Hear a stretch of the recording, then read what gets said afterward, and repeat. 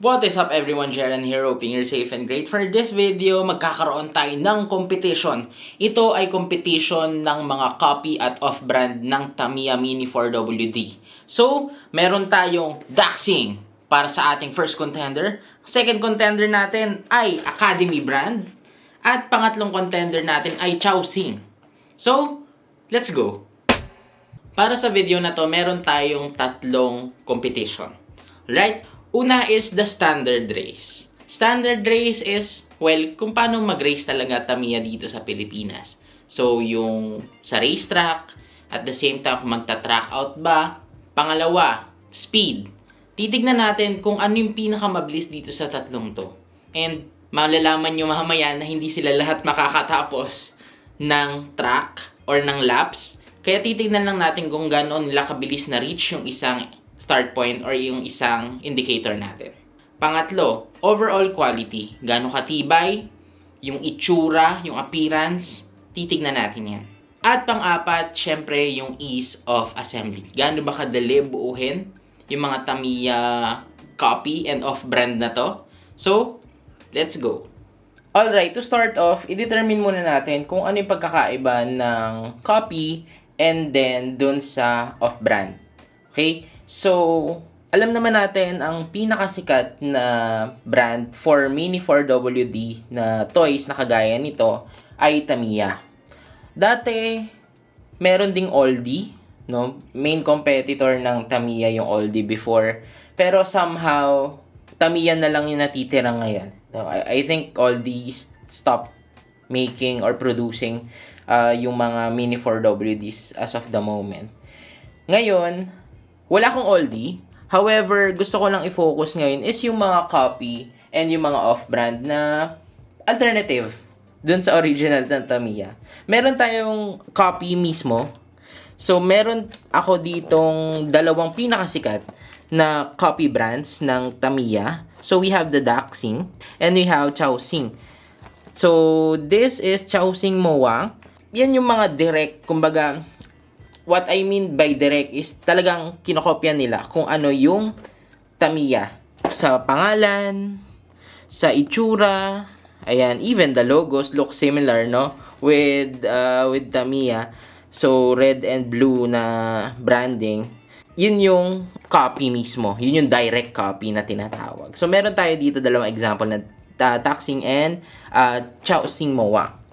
And we also have what we call the off-brand. Off-brand is hindi na directly kinokopya si Tamiya. Meron siyang sariling branding.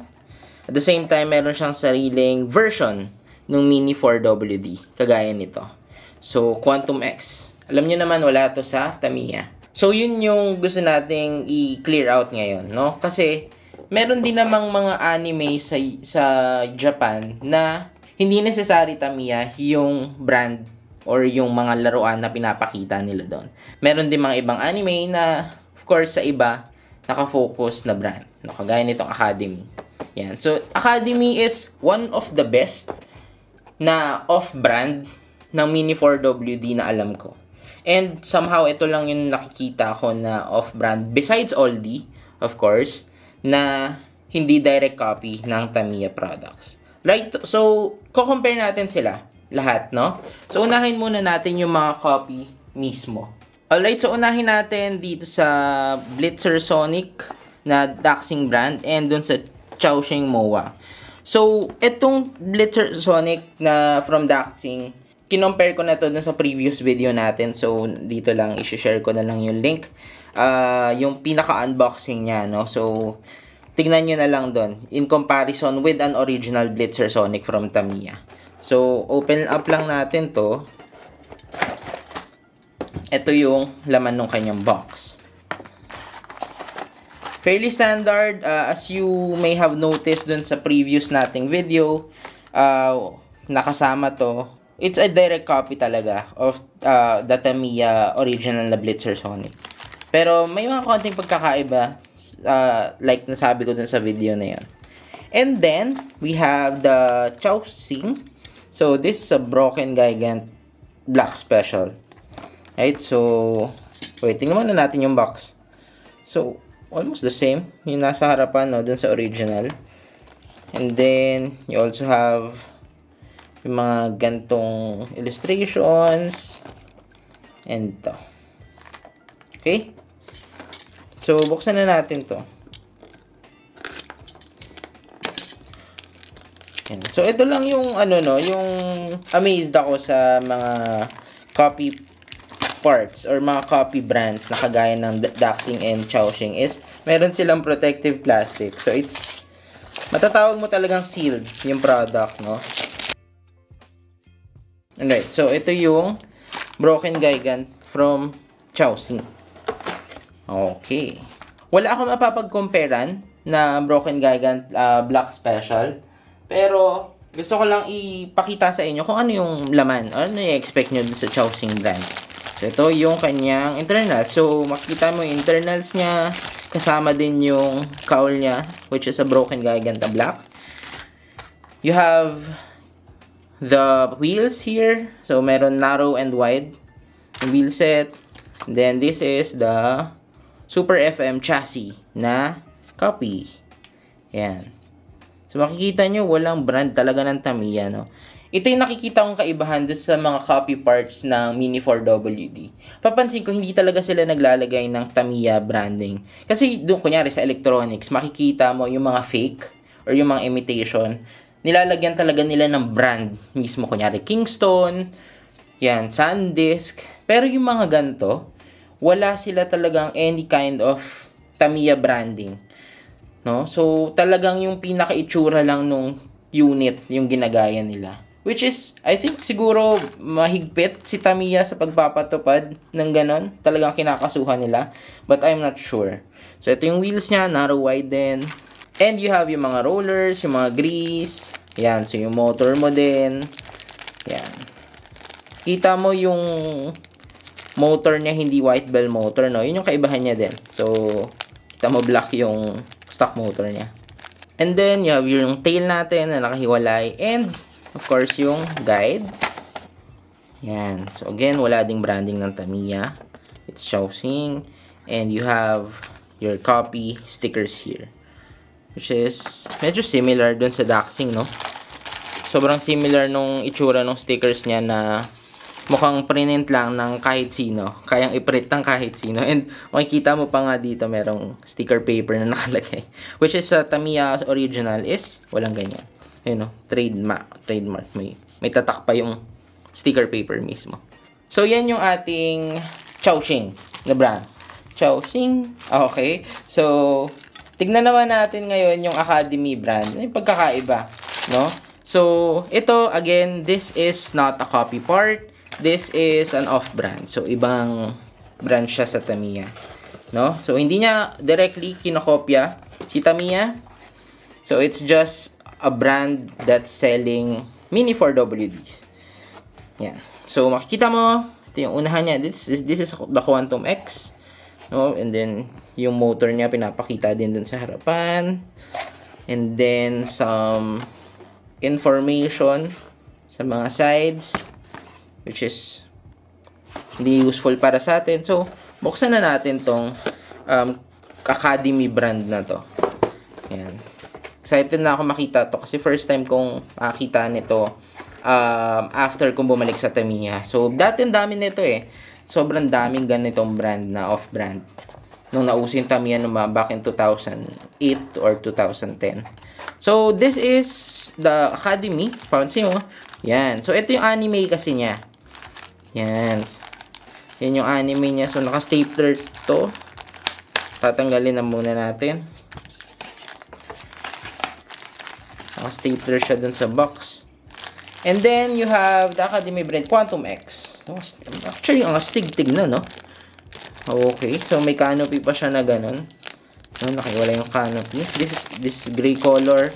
And you have yung grease niya. Nakalagay sa ganong container. You have the rollers, no? Na somewhat kamukha nung 16mm rollers na yellow ng Tamiya. And then, you have the chassis itself na somehow kamukha ng Super X chassis, no? And nakalagay na yung gears niya dito. And actually, ang ilalagay mo na lang ibang internals, no? Kaya nito mga to. So, konti. So, it's pre-assembled for you. mas madali siyang i-assemble kumpara sa Tamiya na gagawin mo step by step. And then, you have your terminals here. And you have yung mga sa tires, which is kakaiba, no? Kakaiba for me, yung mga tires na to. Okay. And you also have your sticker at yung kanyang guide. Quantum X. Ayan, power chassis.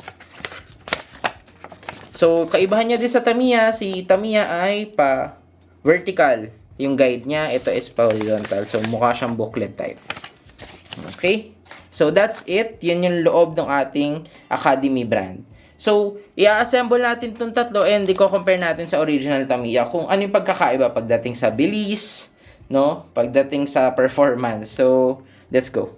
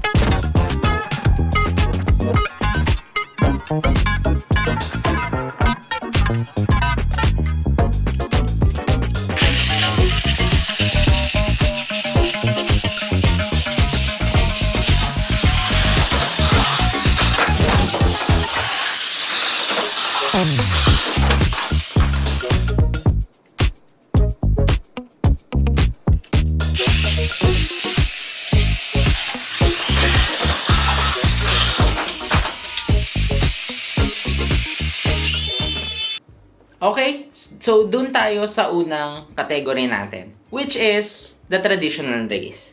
Sino ba yung nanalo? Nakita nyo naman sa video na hindi sila lahat nakatapos, pero may isang brand na nag-stand out at naka 2 laps. Hindi siya naka 3 laps, pero okay lang yan. So, i-consider natin na winner yung Quantum X. Yan. So, Quantum X from Academy brand. If you're not familiar with Academy brand, this is a Korean brand. And ito yung nakita kong pinaka-the best na off-brand. Again, off-brand, hindi siya directly kinokopya yung Tamiya. Pero, it's a nice alternative to Tamiya. Hindi ako makahanap ng oldie eh. Pero, ito yung next best na nakita ko. So, second place is of course yung ating Chaoxing.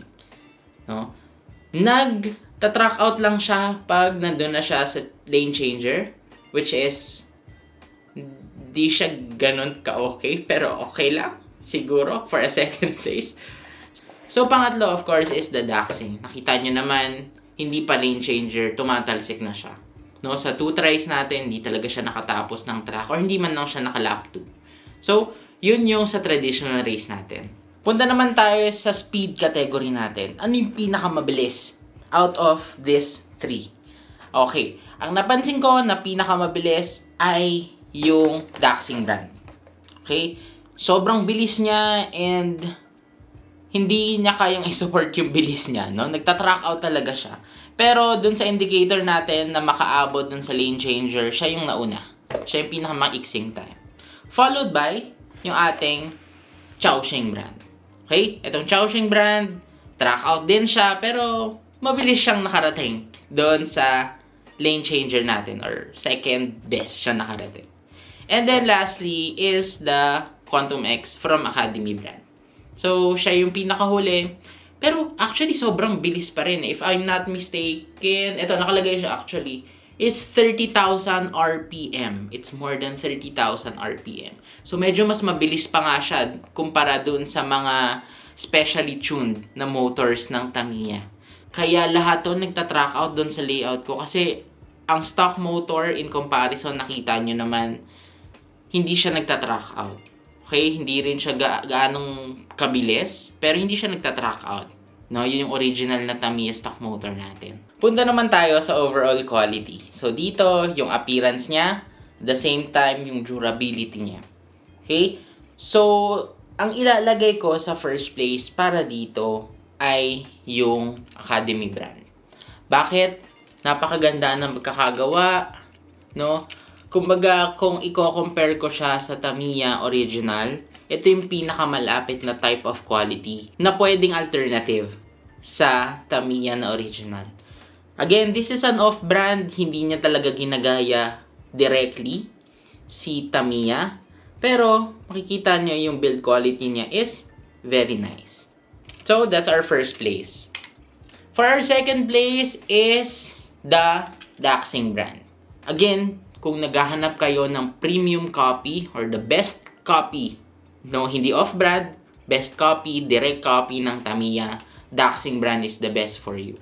Kasi, well, in terms of quality, syempre, mas mababa siya compared sa Tamiya original at the same time sa Academy brand. Pero, again, kung gagamitin nyo lang para sa display, kung gagamitin nyo pang laro ng bata, I think this is better. Or this is good enough. And lastly is the Chowshing brand. Ito yung pinaka hindi ko marirecommend. Ito yung pictures ng iba niyang parts which is nagka-crack, ang pangit ng pagkaka-machine cut. Overall, I really don't like or I really won't recommend yung Chowshing brand. Kung magka-copy parts kayo or magka-copy kits kayo, dito na kayo sa Doxing. No? So, this is the third place. Actually, ayoko nga siya ilagay sa third place eh. Gusto ko na lang siyang itapon sa kawalan. Pero, for the sake of leveling, third place siya. Okay, so lastly, we have the ease of assembly. Ano yung pinakamadaling buuhin dito sa tatlong to? Ano yung pinaka walang hiccup or walang hindrance para buuhin? Okay? So, para sa akin, ang pinaka madaling buuhin dito sa tatlong to ay ito, yung Doxing brand. Bakit? Yung parts niya, again, hindi on par with the original Tamiya, pero wala kang makikitang sumobra na plastic. Well, in my experience dito sa Blitzer Sonic, walang sumobra na plastic, hindi siya malambot na plastic, at the same time, hindi nadudurog yung plastic pag kinakat siya using the cutter or toy cutter. That's the first place.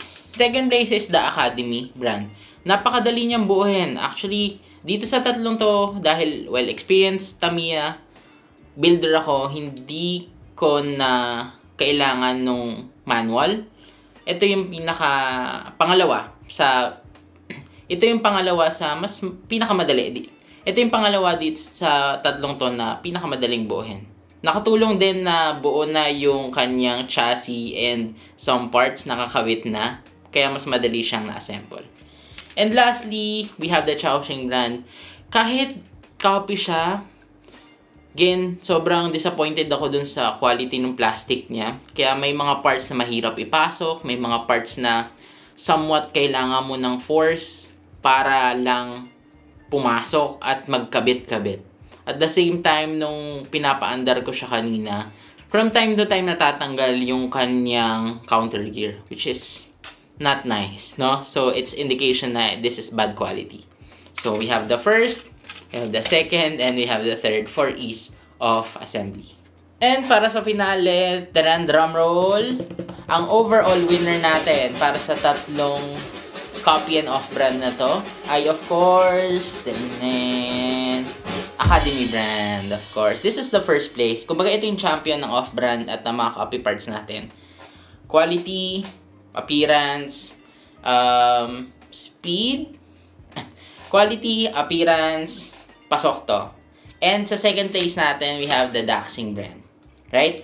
Kung gusto mo ng direct copy ng Tamiya parts or direct copy ng Tamiya branding, Tamiya kits, you have the Daxing brand. Huwag nyo nang pupuntahan tong Chowxing. Parang awa nyo na, sinasabi ko na sa inyo, huwag nyo nang subukan. Pero, kung gagamitin nyo to para lang sa display, of course, okay lang to. Okay lang naman siya. Maangas naman tignan sa malayo. Pag nilapitan mo medyo pero sa malayo okay lang siya. Same with the Daxing brand. Kayo bahala kung saan nyo gagamitin yung mga copy or off-brand parts na to. It's up to you. Pero again, that's my opinion. Okay. Munti ko na makalimutan ang mga presyo pala nila. Yung Academy brand is 260 pesos. Itong Daxing and Chowxing is 125 pesos sa Shopee. So, ilalagay ko yung link sa baba kung gusto nyo silang subukan and it's up to you. Thank you so much for watching this video. It was a fun video. So, wala siyang masyadong information. Pero, nakakatuwa lang na gawin itong mga video na to just to give highlight dun sa mga Tamiya off-brand and Tamiya copy parts natin. Kasi marami nagtatanong na kung okay lang ba yung copy parts, okay lang ba itong mga brands na to. So, ito na. Nilabas ko na lahat ng nakikita ko sa market na off-brand and copy parts. So, I hope makapag-decide kayo kung gusto niyo subukan itong mga to, kung gusto niyo lang sumubok sa Tamiya Mini 4WD na hobby. Start off dito, okay lang, go lang, and kayo naman bahala doon. Thank you so much for watching this video. If you like this video, just click on that like button and subscribe to my channel for more stuff like this, and I'll see you on the next one.